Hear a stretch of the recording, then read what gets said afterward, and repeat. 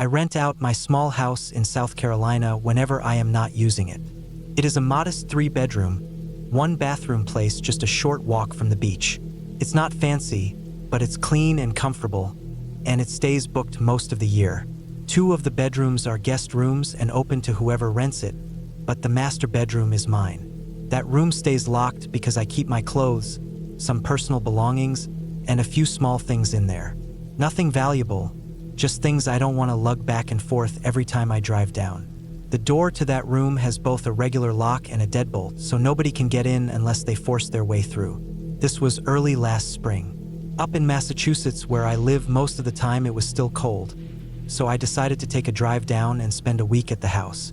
I can work remotely, which gives me that freedom. Normally, after guests leave, I have a cleaning lady who goes in and does a full sweep. The cost of her service is included in what renters pay. But since I was heading down right after the current renter checked out, I figured I would save the money and just clean it myself. The last booking had been under the name Ramon. In his messages, he said he was coming with his fiancée and asked me for recommendations on restaurants. He had seemed polite, and I had no reason to worry. I've always preferred to rent to couples or smaller groups rather than groups of young guys, since I've had problems in the past with damage in parties. The drive from Massachusetts to South Carolina is brutal. I left before sunrise and drove straight through, only stopping a couple times for food and gas. 16 hours on the road will drain every bit of energy out of you. By the time I pulled up to my house, it was around 10 at night. The porch light was on, which I leave set to a timer. I unlocked the door, set my bags inside, and didn't bother walking around to check anything. I was dead tired and just wanted to crash. I unlocked the master bedroom, went in, and threw myself down on the bed without even brushing my teeth. I pulled the covers over me and was asleep almost immediately, but something woke me just after 11:30. I looked at the alarm clock on the nightstand. I had only been out for a little over an hour. The room was black, silent. It wasn't a sound that woke me so much as a feeling, like my body knew something was wrong before my mind could process it. I reached for my phone, turned it on, and the glow lit up the room. I clicked on the bedside lamp and looked around. Nothing seemed out of place. I walked through the house quietly, almost expecting to see something tipped over or a window open, but everything looked normal. The living room was tidy. The guest bedrooms were empty. One bed had its covers pulled back, so at least it looked like someone had stayed there, but the room was clean. No clothes, no bags, no food wrappers. It struck me as almost too clean. Back in the living room, I remembered the camera I keep above the front porch. I almost never check it unless there's a complaint or issue, but now my nerves pushed me to open the app on my phone. The camera records motion events. 3 days earlier, it caught a man unlocking the door and going inside. Only one man. No fiancé, no second person. Just Ramon. From that moment until I arrived, the camera showed nothing else. No one leaving, no one going out for groceries, no deliveries, nothing. Just silence until the recording of me pulling into the driveway. I scrolled through it multiple times, certain I must have missed something. But no, he had gone in and never came back out. The hairs on my neck went up. I opened the Airbnb messages with him. He had never said when exactly he was leaving, just that he was checking out before my arrival. I walked to the guest rooms again, this time opening closets and looking under the beds. Empty. Each time I slid a closet door open, my heart jumped, expecting to see someone crouching in there, but the spaces were bare. Then I went to the second guest room. Both twin beds were made, untouched. I opened the closet fast, like ripping off a bandage. Empty. I sat down on the bed for a second to catch my breath, staring at my phone screen where the messages with Ramon were still open. The house was quiet except for the sound of my own breathing. That's when I heard it. A small, deliberate click. The sound of a door shutting softly came from the hallway. I walked out, and my eyes locked onto the master bedroom door. The same room I had just been sleeping in minutes earlier. The light inside was on, shining faintly through the crack at the bottom. I froze. I could feel my heart hammering in my chest. Slowly, I crouched down on the floor and leaned to look under the crack. What I saw made me jerk back so hard I almost knocked into the wall. pair of feet, bare feet, standing just a couple feet inside the door. I staggered up and ran to the kitchen, my mind racing. I knew I had a block of knives in there. I pulled it forward and saw the empty slot where the carving knife should have been. That was enough for me. I didn't think twice. I bolted for the front door, pulled it open, and ran out onto the porch. I fumbled with my phone, called 911, and stood outside in the dark waiting. The police showed up in under 10 minutes, though it felt like an hour. 2 officers went in with flashlights while 2 stayed with me asking questions. Within moments, I heard voices inside. When they came out, they weren't carrying a body or even a handcuffed man. They were walking casually, and right behind them was Ramon. He wasn't holding the knife. His hands were empty.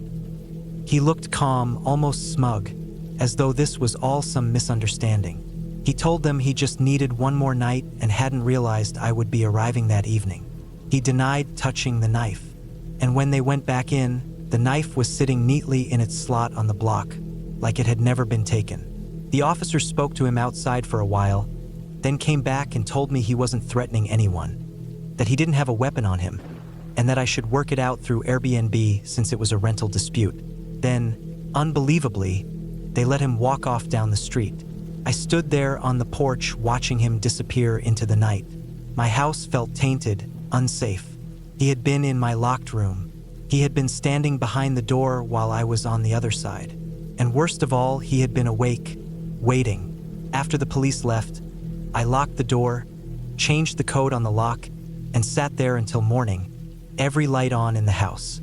I called Airbnb, explained what had happened, and they banned him from the platform. They didn't refund me the lost day, and they didn't really seem to care beyond filing a report. But I will never forget the sight of those feet under the door, the way he had hidden in the one place I thought was secure. To this day, I don't know what his plan was.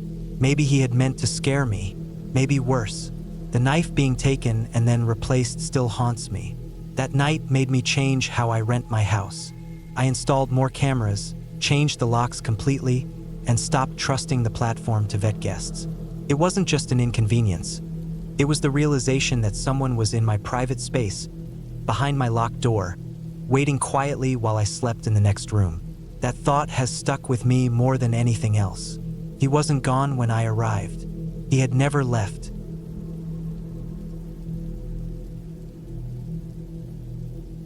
In November of 2021, I was traveling from Philly to Las Vegas for a jiu-jitsu tournament. I had been competing for a while and traveled often, usually with teammates, but this time I ended up going alone.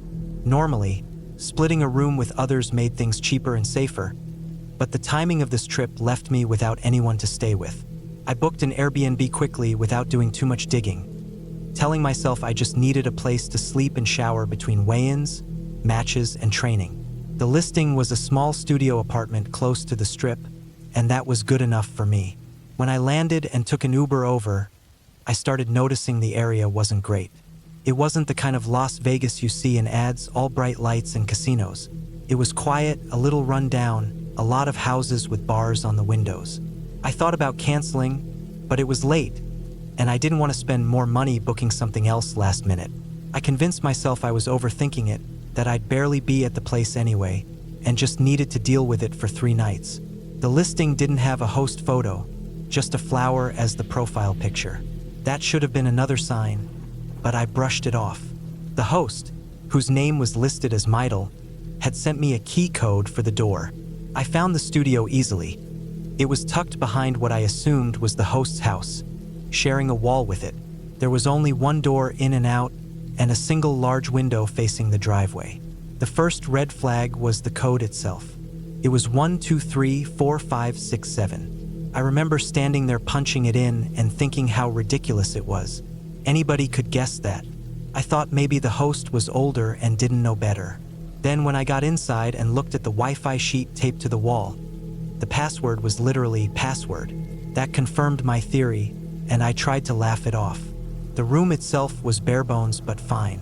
A bed against the far wall, a nightstand, a small table, a mini fridge, and a bathroom through a narrow doorway. Nothing fancy, nothing that made me feel unsafe, but nothing comfortable either. I unpacked a few things, showered, and got my gear ready for the next day. By 9:30 p.m., I was laying in bed, scrolling on my phone, starting to doze off. That's when I heard it. A light tapping on the window right in front of me. At first I thought it might have been a branch or something blown by wind, but the tapping was too deliberate. I froze, staring at the drawn drapes, not able to see anything on the other side. I sat up and said, "Huh," out loud, more as a reflex than anything. Silence followed. A minute later, the tapping started again, the same steady rhythm. I called out, "Hello," louder, and just like that it stopped. My stomach was tight, and every hair on my arms stood up. I grabbed my phone and messaged the host through the app, asking if it had been them outside. No answer came for nearly an hour. I was sitting there trying to convince myself I was overreacting when the reply finally came. The host wrote, "I was going to bring you some water, but it seemed like you were asleep, so I left." That was it. No apology, no explanation. Just that. That didn't sit right. Why tap on the window instead of knocking on the door? Why bring water when I didn't ask for it? I started running through scenarios in my head. Maybe they were just being friendly. Maybe they were checking if I was awake. Or maybe they were testing how I'd react. I stayed in bed but couldn't relax. I thought about going for a walk to clear my head or taking a shower to reset. But something in me said not to move, not to open that door, not to leave the safety of the room. I just sat there, half-dressed, phone in hand, listening. Around midnight, I heard noises again. Faint at first, like movement outside. Then the keypad on the door started beeping. Someone was punching in numbers. My chest dropped. I heard the lock reject the attempt. Then more beeping. My eyes shot to the door. Then, clear as day, the lock disengaged. The door latch clicked open. I jumped up, heart hammering, and sprinted across the room. As the door started to swing inward, I slammed it back with my shoulder as hard as I could. It closed on whoever was outside. I shoved the deadbolt across and held the handle while yelling at the top of my lungs that this was my room. To get out, to leave. On the other side of the door, a deep male voice said calmly, "This is my room." The name the Airbnb account was under, Midel, flashed in my head. I kept yelling that this was my rental, that I was on the phone with police. I wasn't, but I pulled my phone out right then and dialed. I made sure my voice carried, saying into the phone that someone was trying to break in. The operator answered, and I gave the address. I stayed against the door, listening. Whoever it was didn't force it again, but didn't leave either. I could hear them breathing faintly through the door. I stayed locked in until I saw red and blue lights flashing through the drapes. 2 officers showed up, and I opened the door a crack when they told me to. They didn't seem surprised at all when I explained what happened. They told me to pack my things and wait for an Uber while they stayed close. When the host finally came out, they were combative, defensive, giving different excuses. First saying it was them checking on the place, then saying it might have been a relative, then backtracking. None of it made sense. I left as soon as the car arrived, tossed my bag into the back seat and told the driver to just go. My body finally started to relax when we pulled away from that house, but my brain kept replaying the sound of that lock disengaging, the door starting to open, the voice claiming it was their room. What unsettles me most is I never saw who was on the other side of the door. I don't know if it was the host or someone else they let in on purpose. The timing still bothers me. The tapping on the window came when I would have been half asleep, and the attempt to enter was late enough that most people would have been fully out. If I hadn't reacted fast, if I had been deeper asleep, the door would have opened, and I don't know what would have happened after that. I reported the listing to Airbnb the next morning and moved to a hotel for the rest of the trip. I didn't even care about the extra cost. I just wanted a lock I trusted and a front desk between me and anyone else. I competed the next day exhausted, running on adrenaline and maybe an hour of real sleep. Even now, when I think back to that night, what sticks with me is the feeling of being hunted in my own space. I'll never know if the plan was robbery or something worse, but I know one thing. I'll never again book a place without reading everything carefully, checking the neighborhood, and making sure I'm not trapped in a room with only one way out. That trip changed how I travel. It's easy to assume nothing will happen until it does, until you're holding a door shut against someone who thinks they belong inside.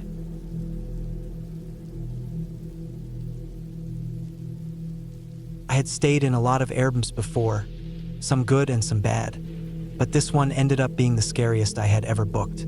It happened in the summer of 2022 when I was driving across the country for work.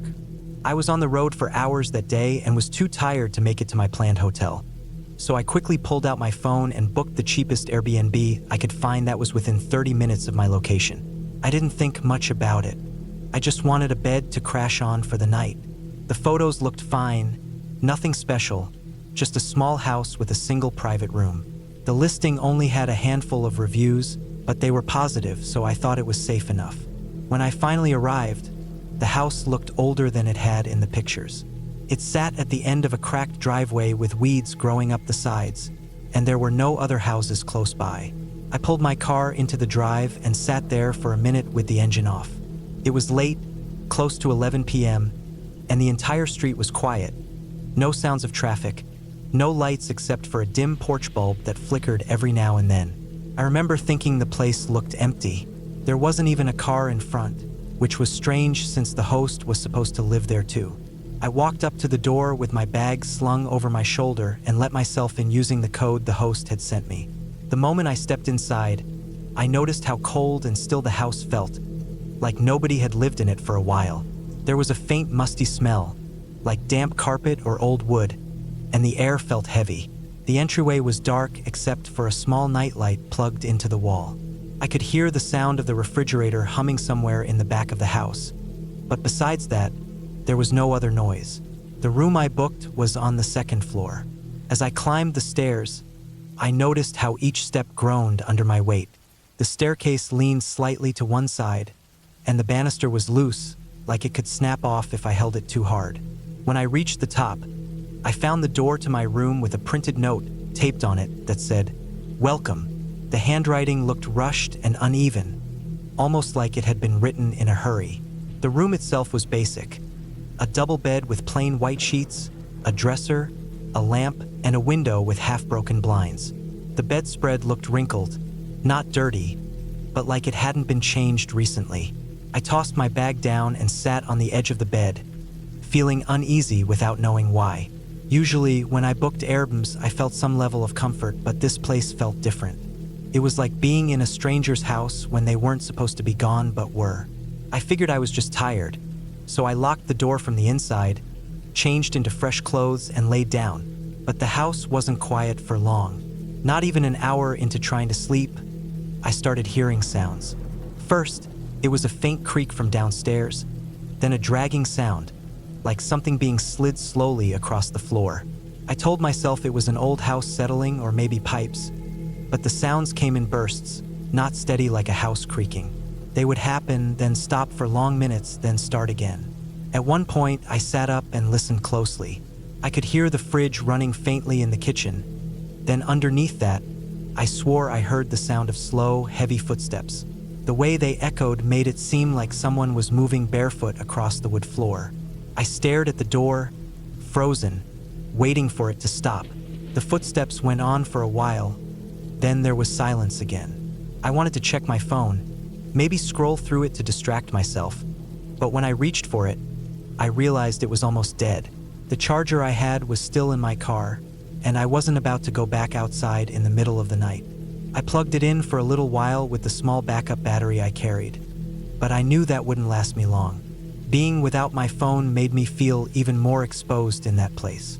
Eventually, I must have dozed off, but I woke up sometime after 2 a.m. to the sound of my doorknob rattling. It wasn't loud, just a faint jiggle, like someone lightly testing it. I sat up instantly, my heart pounding so hard it made me feel sick. I stared at the knob in the dark, and after a few seconds, it stopped moving. I stayed awake, listening, straining my ears for any sound, but the house went quiet again. I didn't sleep after that. I just laid there, staring at the ceiling, checking the time every few minutes, waiting for daylight. Around 4:30 in the morning, I heard more footsteps, this time coming up the stairs.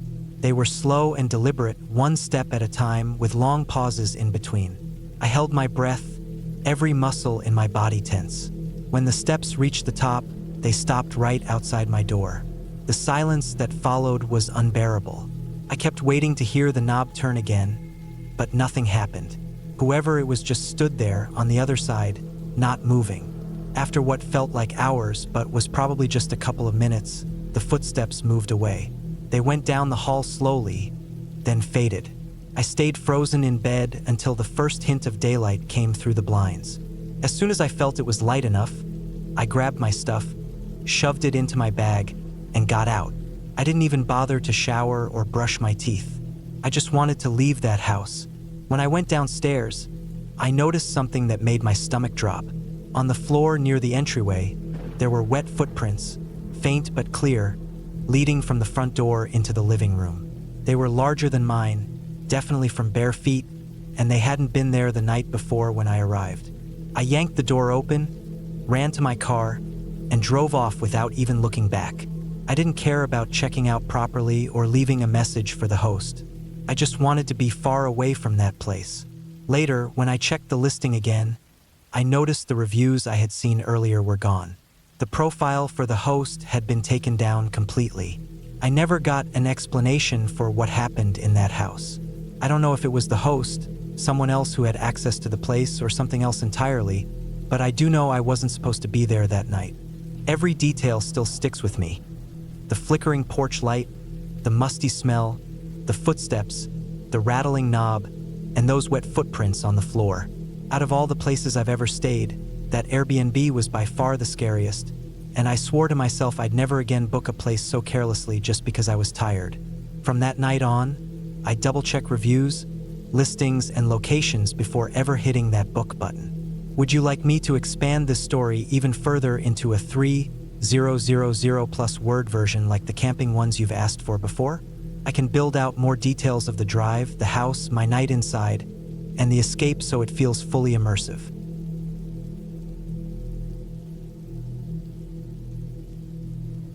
I was driving alone late at night trying to find the Airbnb I had booked for the weekend. I had left later than I planned, and by the time I got off the highway, the sun was already gone and the back roads were swallowed in darkness. I don't mind night driving usually, but this time the directions were confusing and I didn't know the area at all. The Airbnb was supposed to be a small cabin on some rural property about 20 minutes outside of town, but my GPS kept glitching. It would tell me to turn onto unmarked dirt roads, then reroute me back, then suddenly freeze. The cell service was weak, the bars kept dropping, and every time the signal cut out, I felt myself getting more and more anxious. The roads were narrow, with thick woods pressing in on both sides. My headlights lit up the trees in a harsh white glow, and beyond that it was pure black. Every so often I'd pass a mailbox at the end of a long gravel drive, but there were hardly any lights in the distance. No signs of houses, nothing that told me I was close to where I needed to be. I kept thinking I'd see the number from the listing, but the roads weren't marked clearly, and the few street signs I passed were old, faded, or tilted sideways. After about 40 minutes of circling, I realized I was completely turned around.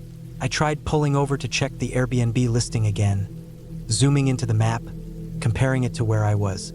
The map showed a thin line of road that I thought matched where I had just come from, so I turned around and went back. My gas tank was dropping lower than I liked, and that was starting to bother me too. In these back roads, with no gas stations around and no clear idea where I was, running out of fuel was the last thing I wanted. I finally found a turnoff that looked like it matched the listing's description. A gravel road with a bent wooden post at the entrance. I slowed down and turned in. The gravel crunched under the tires, and I followed it deeper into the woods. The trees crowded closer here, branches hanging low over the road, scraping softly against the roof of my car. The road twisted in a way that didn't match what I expected, but I kept going, telling myself this had to be it. After about a quarter mile, the gravel opened into a clearing with an old barn and a smaller shack-looking building off to the side. My stomach dropped. The Airbnb photos had shown a small but clean cabin with a porch and outdoor chairs. This place looked abandoned, with warped boards and a collapsed roof on the barn. There was no light anywhere, no sign it was being rented out or kept up. I stopped the car, kept the engine running, and stared at the shack. For a second I thought maybe I had the wrong road, but something about the way the gravel had been worn down told me cars had been driving in here not too long ago. I sat there debating whether to pull forward or back out. The woods were so quiet it almost hurt my ears. No crickets, no wind, just my idling engine and the faint ticking of the cooling hood. I rolled down my window halfway, and the silence pressed in even harder. Then I caught a whiff of something faint, like smoke, but not fresh smoke. It was the stale kind, like an old fire pit or burned trash. I decided not to get out. I reversed slowly, backing out onto the main road again, feeling a pit in my chest. I checked the listing once more, zooming out this time. That's when I realized I had overshot the correct road by a few miles. My GPS finally caught a bar of service and updated. The actual driveway was supposed to be a little closer to town, not way out where I had gone. So I drove back, tense the whole time, checking the gas meter every couple of minutes. I finally found the right road, another gravel turnoff, this one with a small reflective marker nailed to a tree. The driveway wound uphill, not down into the woods like the last one. After a short drive, I came to the cabin from the photos. Porch light on, clean siding, a stack of firewood neatly piled by the steps. I can't describe the relief I felt. I parked, unloaded, and got inside quickly, locking the door behind me. The place was just like the photos, cozy, small, stocked with basics. I should have been able to relax then, but I couldn't shake the wrong turn I had taken. That old property, the barn and shack, the strange smell. It didn't match any normal mistake I'd made before while traveling. It felt like I had stumbled into somewhere I wasn't supposed to see. Later that night, after I settled in and was lying in bed, I thought about what might have happened if I had gotten out of the car back there. The shack had looked dark but not completely dead, like it was being used for something even though it wasn't on any listing. Someone could have been there, watching me as I sat with my headlights on. The smell of burned trash or would made me wonder if people were staying there in secret. The silence of the woods, the worn gravel, the lack of any sign that it was abandoned. All of it sat heavy in my mind. The next day I checked again, curious, zooming into the satellite view on my phone. Sure enough, the property with the barn and shack showed up on the map, but it wasn't labeled. No house number, no drive name, nothing. Just a clearing in the woods with those two structures. That realization made my stomach twist again, because it meant it wasn't a mistake of GPS at all. It was just sitting there unmarked, waiting for people like me who got turned around in the dark. I never went back down that way. For the rest of the trip, I made sure to drive in and out during daylight hours, and I triple-checked the roads before leaving. I couldn't stop thinking about how easy it would have been for someone to step out from that shack while I was sitting there trying to decide what to do. No one knew exactly where I was, and I had no service. If something had happened, I would have just disappeared into the dark woods without anyone knowing what went wrong. That weekend I competed in my event, enjoyed some of the city, and stayed in the cabin each night, but the whole time I kept replaying that wrong turn. The real Airbnb was fine, safe, everything it was supposed to be. But I realized that the scariest parts of traveling aren't the places you book or plan for. It's the in-between moments, the times you're lost on the way, the mistakes that take you somewhere you don't belong. When I checked out and drove home, I stuck to daylight the whole way. Even with the GPS working fine, I couldn't bring myself to risk another late-night detour. That cabin had been a good stay, but the memory of pulling into that other property, the barn, the shack, the silence, and that smell, stayed with me more than anything else. And I knew for certain that if I had stepped out of the car there, even for a minute, the whole story of that trip could have ended in a way I don't want to imagine.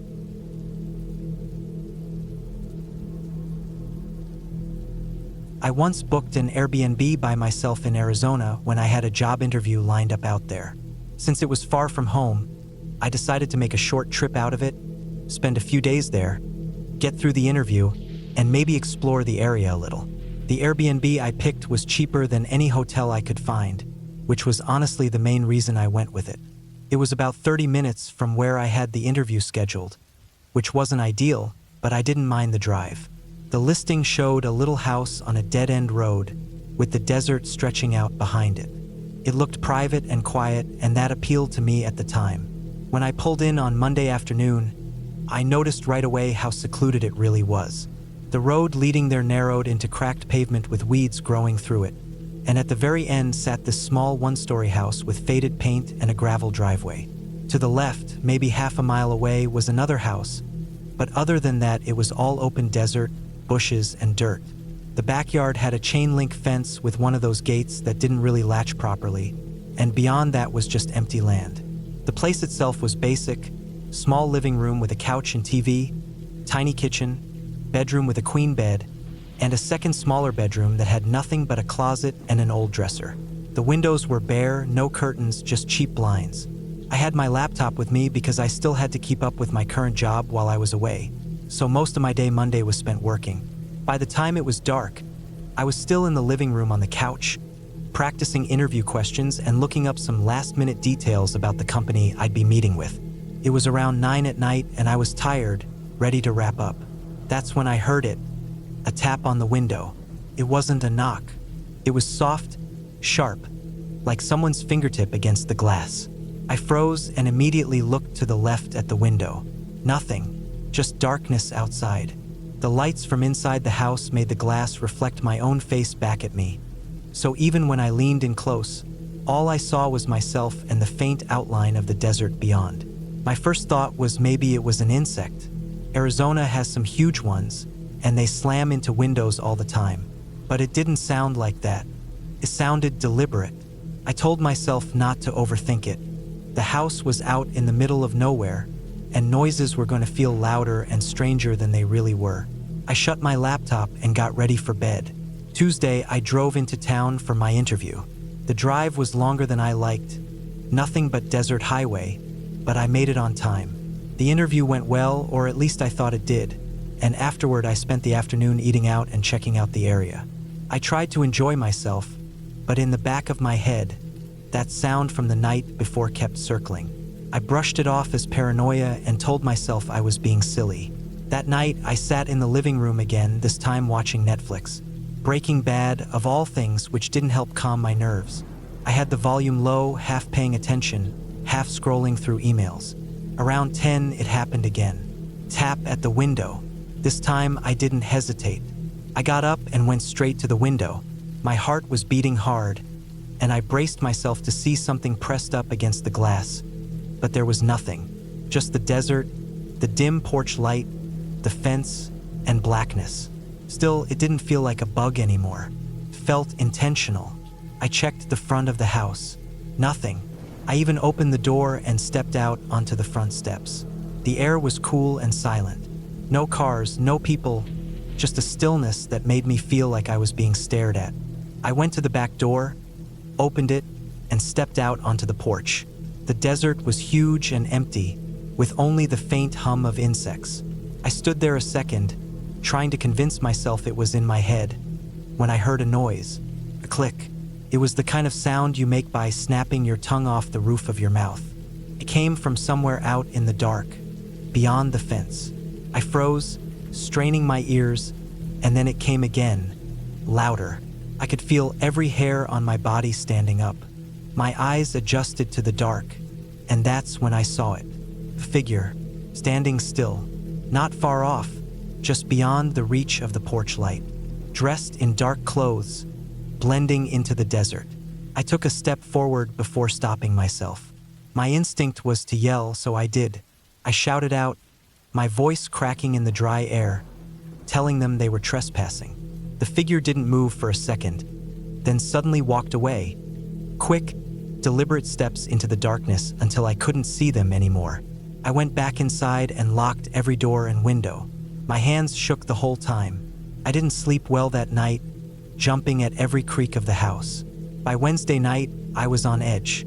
I tried to distract myself with Netflix again, but I kept checking the windows, scanning the blinds, expecting to hear another tap. Hours passed, and nothing happened. Finally, a little before midnight, I shut everything down and went to bed. I lay there on my laptop for a while, scrolling, until I decided I had to try to sleep.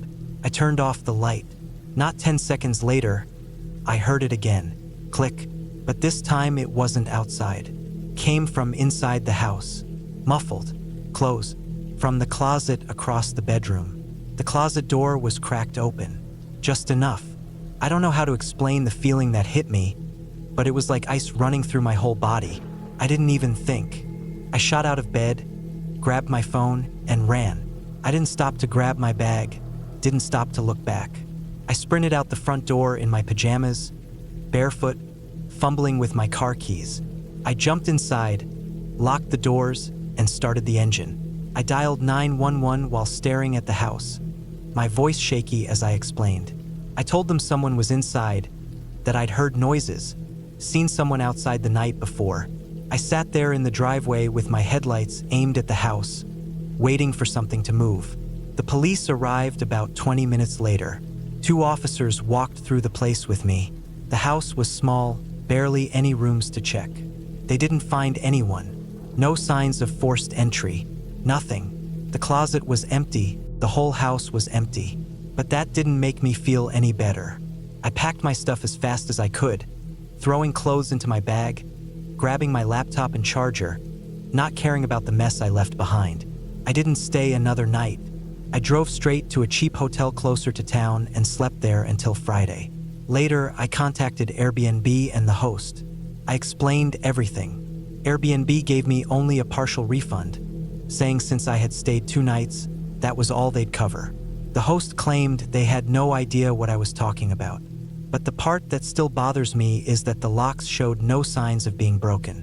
The only way anyone could have gotten in without me knowing is if they had a key, which meant either the host themselves or someone they trusted was inside that house. Maybe they were toying with me. Maybe they wanted to scare me. Maybe worse. I'll never know for sure. But I do know one thing: after that trip, I never booked an Airbnb again.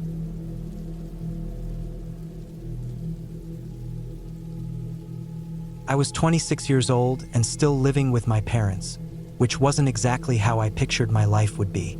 I had a job I didn't care about, a relationship I didn't feel confident in, and a constant feeling of being stuck. That particular week was rough. My mom and I had been arguing almost every day. My dad kept pestering me about work, and my girlfriend seemed annoyed that I wasn't giving her the kind of attention she wanted. I felt trapped in my own life, like I had no space to breathe. I needed to get away from all of it, even if it was only for a few days. One night, I sat in my room scrolling through Airbnb listings. I searched for something small, cheap, and far enough away that I wouldn't bump into anyone I knew. Eventually, I came across this little 1-bedroom house in Troutdale, Virginia. The pictures made it look like something out of a travel magazine. It was sitting at the top of a hill surrounded by thick woods, with a loft bedroom, a circular window, and a fireplace. The listing description promised peace and quiet, hiking trails nearby, and no neighbors in sight. It was exactly what I wanted. The price was surprisingly low, which made me wonder what the catch was, but I ignored my doubts and booked it for Friday through Sunday. When I told my parents, my mom seemed a little too happy about it, almost like she was relieved I'd be gone for the weekend. My girlfriend didn't understand at all. She thought it was strange I wanted to be alone in some random cabin in the woods. I brushed it off as me needing time to think. Friday afternoon, I packed a backpack with clothes, toiletries, and my laptop. I didn't bring much because I wanted the trip to feel simple, like an escape from all the clutter of my everyday life. The drive was a little over 2 hours. The further I went, the quieter it got. Suburban neighborhoods turned into long stretches of fields, then into mountain roads with nothing but trees and the occasional old barn. By the time I reached Troutdale, I felt like I was hours away from civilization. The road to the Airbnb was just gravel, winding up and down through the woods. My GPS said I had arrived, but all I saw was an opening in the trees. Then I remembered the host's instructions. Pull through the opening, drive up the grass hill, and the house would be there. Sure enough, at the top of the hill was a small, pale yellow house with a slanted roof and a little porch. It looked quiet and cozy, exactly what I hoped for. I got out of the car and immediately noticed how different the air felt. It was cooler, cleaner, almost damp with the smell of leaves and dirt. The fall colors in the woods were bright, reds and oranges glowing in the sunlight. For a moment, I actually felt happy. The host had left the key in a lockbox by the door just like he said. Inside, the house was small but comfortable. There was a tiny kitchen, a single bathroom, a living room with a stone fireplace, and a ladder leading up to the loft where the bed was. The circular window over the bed gave the room a warm glow. I unpacked a little, set my things down, and decided to go for a short walk before it got dark. The owner had mentioned some hiking trails nearby, about a 5-minute drive down the road. I parked at the trailhead and walked for maybe an hour. The woods were silent except for the crunch of leaves under my boots. For the first time in weeks, I didn't feel like I was carrying the weight of everything on my shoulders. When I drove back toward the cabin, I passed 2 men walking down the gravel road. They looked like they were in their 30s, dressed in dark jackets and jeans. As I slowed the car to go around them, they both stopped and stared at me. I gave a polite wave, but they didn't wave back. They just stood there watching as I drove past. Something about it immediately unsettled me. It wasn't the kind of curious look people give when they see an unfamiliar car. It felt colder, more deliberate. I pushed the thought away and drove up the hill to the house. I spent the next hour sitting by the fireplace with a book. The sun was setting, and the orange glow outside made the cabin feel warm and safe. Eventually, I realized I hadn't eaten anything since breakfast, so I went outside to grab my car keys and head into town for food. That's when I saw movement at the bottom of the hill near the opening in the trees. 2 figures darted into the woods, moving quickly like they didn't want to be seen. My stomach sank. I couldn't be sure, but it looked like the same 2 guys from the road. I stood frozen for a moment, wondering if I was just being paranoid. Still, I decided to take my backpack and laptop with me to the store, just in case. The nearest Walmart was about 20 minutes away. I bought simple things: bread, fruit, frozen meals, milk. I kept replaying the image of those men running into the woods. By the time I drove back, the sky was completely dark. The gravel road was pitch black without streetlights, and the only thing guiding me was my headlights bouncing off the trees. The cabin almost disappeared into the darkness until I saw the faint outline at the top of the hill. I parked, grabbed the groceries and my bag, and hurried inside with my phone flashlight cutting through the dark. I locked the door as soon as I stepped in. The silence outside was heavy, like the kind of silence where you know every sound would carry for miles. I made myself a quick sandwich and sat by the fireplace again. I told myself I was overthinking, that the guys were probably just locals hanging out in the woods. The fire crackled. The book in my hand gave me something to focus on, and for a while I calmed down. Then, without warning, the lights went out. Every lamp, every bulb gone. The cabin was pitch black except for the dim flicker of the fire. I tried a light switch. Nothing. My stomach turned cold. I pulled out my phone and texted the host. He answered right away, telling me to check the breaker outside by the telephone pole behind the house. The thought of stepping out into the dark woods with only my phone light made my chest tighten. I didn't move. Something about it didn't feel like a coincidence.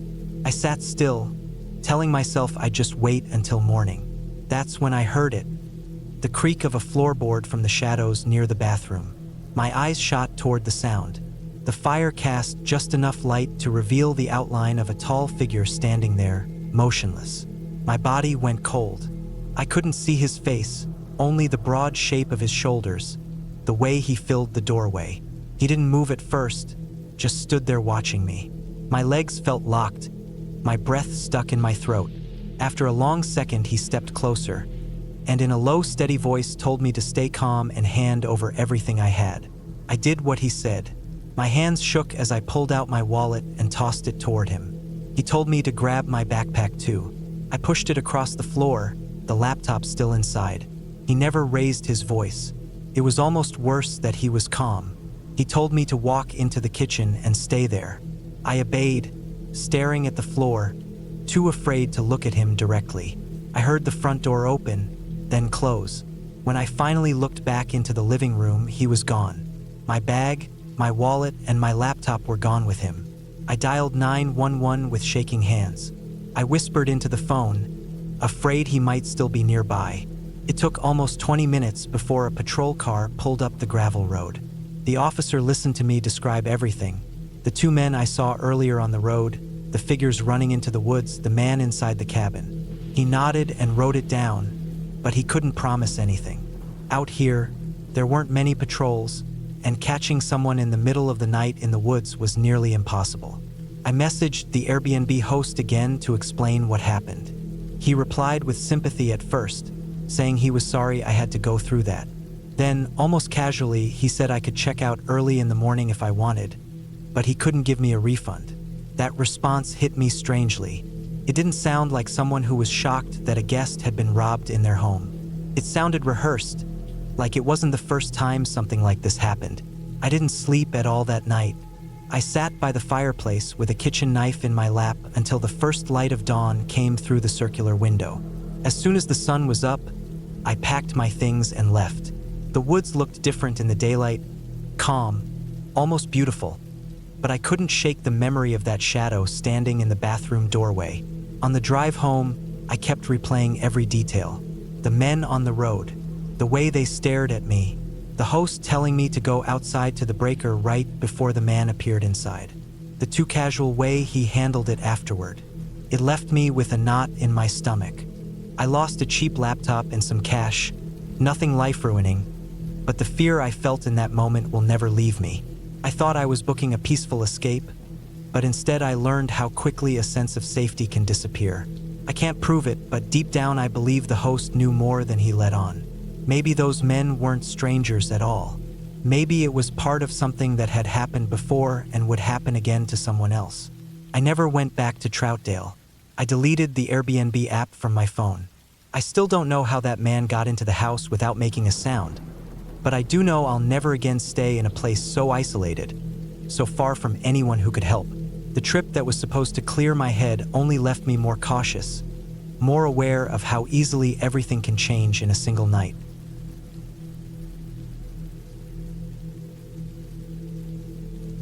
A few years back, not long after graduation, a group of my closest friends and I planned what we thought would be a perfect getaway. We lived in southern New Hampshire, not too far from the White Mountains, and wanted one last adventure together before college and jobs pulled us in different directions. It was Alexis's idea to book an Airbnb up near Carroll, tucked against the National Forest. She found a 3-bedroom cabin that looked rustic but cozy, with plenty of space for us to stay. The listing showed wood siding, a big deck, and even a hot tub in a separate rec room. The pictures looked nice enough, but what the host didn't show was the old, sagging shed sitting just a few yards from the side of the cabin. That building looked like it hadn't been touched in decades, leaning at one side with shingles peeling away and boards warping from years of weather. There were 5 of us on the trip. Alexis, who drove, crammed us into her little Hyundai Accent. Alongside her were Rob, his girlfriend Stephanie, our other friend Kelly, and me. 5 people with backpacks and food jammed into that car made it tight, but we were excited enough not to care. The drive up was beautiful, winding roads surrounded by thick green forest and open views of ridges and cliffs. It was summer at its peak, the kind of hot where the air feels heavy, but up there the breeze through the trees kept it comfortable. When we pulled into the gravel driveway, the cabin looked exactly like the photos. A wide front deck faced the woods, windows lined across the living room, and a fire pit sat out back with logs for benches. But right away, all of us noticed the shed. It was only about 20 feet off the right side of the house, its door crooked and hanging partly open. The whole structure looked like it could collapse in a stiff wind. Alexis joked that maybe the owner rented it out to some hermit, and that was why the place was so cheap. We all laughed, but I remember the unease sticking with me even as we unloaded bags. The inside of the cabin was clean and simple. 2 bedrooms upstairs, 1 small room downstairs, a living area with a pull-out couch, and a kitchen that opened up to the dining table. Alexis claimed she didn't want to sleep in the 3rd bedroom, the one on the 1st floor, because it had 2 exterior doors and its windows faced the shed. She insisted we share the pull-out couch in the living room instead. I didn't argue. I'd always liked her, and this felt like a chance to finally spend some time close to her. That first night felt normal. After unpacking, we cooked some food, then wandered out to the rec room where the hot tub sat. The garage-like space smelled faintly of chlorine and dust, but the tub worked fine. Rob and Stephanie sat across from Alexis and me, laughing and trading stories, while Kelly stayed inside getting changed. We had brought some alcohol, nothing crazy, and we sipped while talking about high school and plans for the future. Eventually, we drifted back into the house, some of us still damp from the water, and spread out to rest. Later, around 2 in the morning, Alexis wanted to go outside and look at the stars. The sky up there was nothing like the suburbs. No traffic, no lights, no hum of airplanes. Just silence and a sky packed with stars. So many they seemed layered on top of each other. I sat with her on the deck steps, the woods still warm from the daytime sun. After a while, Kelly joined us. We sat quietly watching the sky. That was when the sound came, a slow crunching, like someone stepping on leaves, just beyond the edge of the yard. At first I thought it might be a raccoon, maybe a fox nosing around, but the weight of the steps seemed wrong. They weren't quick or light. They were deliberate, heavier.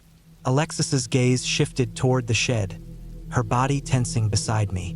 The noise seemed to come from that direction. The shed's door was open just enough that, in the dark, it looked like a mouth. I didn't wait to test my nerves. I hurried the girls back inside and locked the doors. I told them it was probably nothing more than an animal, maybe sheltering in the shed. The explanation calmed them, at least enough to get everyone back to bed. I stayed awake longer than I wanted to, staring at the faint outline of the windows, waiting for any sign of movement. The next day was packed with hiking. We climbed part of Mount Washington's trail and later visited the Flume Gorge, both beautiful but exhausting.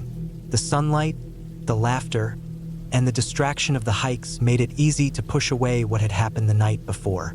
Still, Alexis kept glancing at me during the drive back, as if she wanted confirmation that I'd heard the same thing she did. That afternoon, with daylight making everything feel less threatening, Alexis suggested we check out the shed. I didn't want to, but I also didn't want to look like I was scared. We pulled the warped screen door open and stepped into the first room. Dust hung in the air, beams of sunlight cutting through gaps in the roof. An old rocking chair sat in the corner, one arm cracked halfway through, the seat frayed. Another door led deeper inside, its brass knob rusted and dented. Alexis gave it a push, and the hinges groaned as the door opened into a dirt-floored space. The air smelled strongly of stale cigarette smoke, mixed with damp earth. There were old wrappers, crushed cans, and bits of trash scattered around. It didn't look like a storage shed. It looked like someone had been spending time there, maybe recently. We didn't linger. We shrugged it off, walked out, and joined Rob, who was stacking wood for a fire. By the time the sun set, we had a blaze going, the 5 of us sitting around telling stories. I switched off the floodlight on the back of the house so the fire was the only light. It made everything feel warmer, cozier. But as the woods darkened, the shadows around the fire stretched longer, the tree line turning into a wall of black. Then the crunching returned, louder this time, faster, as if someone was running through the leaves straight toward us. The noise stopped just beyond the glow of the fire. Before we could react, a flash of bright green light lit up the whole yard. For a split second, everything was visible, the trees, the shed, the edge of the house. The light was gone almost instantly, but in that same second, something had frozen at the edge of the woods. My mind couldn't make sense of the shape. It was too quick, too broken up by the shadows. Stephanie screamed and bolted for the cabin. Behind us, a sound erupted from the woods, a high, piercing cry that was nothing like an animal I'd ever heard. It wasn't a howl. It wasn't a scream. It was something in between, so loud it shook in my chest. I yelled for everyone to get inside. Kelly stumbled when I bumped her in my rush, but I grabbed her arm and pulled her up.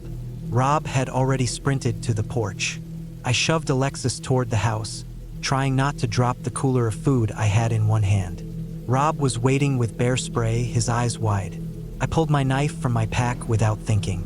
Through the firelight, we both saw movement. A figure, black and hunched, circling just beyond the flames. It was too big to be a raccoon, too slow and deliberate to be a deer. We didn't wait to see more. We slammed the door behind us, hearts hammering, and called the police. The officer arrived about an hour later, his cruiser lights briefly flooding the yard. He walked around with a flashlight, checking the shed, the woods, the fire pit. He found nothing. He said the flash of green light had probably been from a transformer blowing out on a nearby line, that the power grid sometimes popped like that. As for the noise, he suggested it might have been a fisher cat, which could scream like a person. None of us believed him. Stephanie swore she saw a man hunched over near the shed when the light went off, wrapped in something like a blanket. She was shaking when she said it, and I could tell she truly believed it. We didn't stay another night. In the morning, we packed up the car, barely speaking, all of us running on no sleep. The shed sat there as we pulled away, door still hanging open, as if it was waiting. I haven't been back to the White Mountains since. Whenever I drive north and see the sign for Carol, my stomach tightens. I know what I heard that night. I know the weight of those steps wasn't an animal. Whoever was living out there, in that shed or in those woods, had been watching us. And when the firelight went out and the woods grew dark, they made sure we knew it.